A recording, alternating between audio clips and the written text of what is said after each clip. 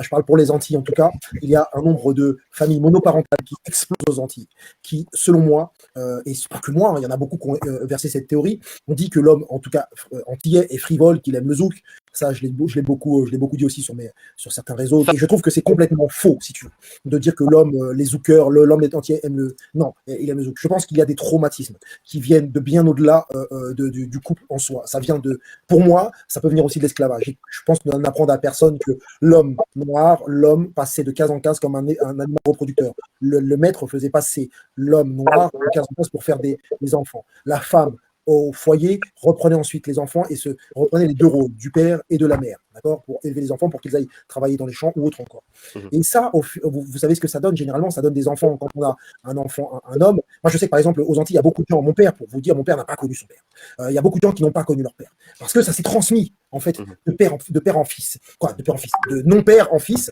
Et aussi au niveau des femmes. Vous savez ce qui s'est transmis, c'est d'autres des filles qui voient une maman qui est solide et qui dit, j'assume mon foyer toute seule. Et j'ai, notamment dans certains reportages que j'ai fait, été interviewé des psychologues là-bas aux Antilles et qui disaient, même les femmes, aujourd'hui, inconsciemment, deviennent castratrices avec leur homme et vont, et attends, accroche-toi bien, hein, vont même parfois faire la grève du sexe pour dire, comment je peux dire ça, pour repousser leur mari, pour en tout cas manifester un mécontentement.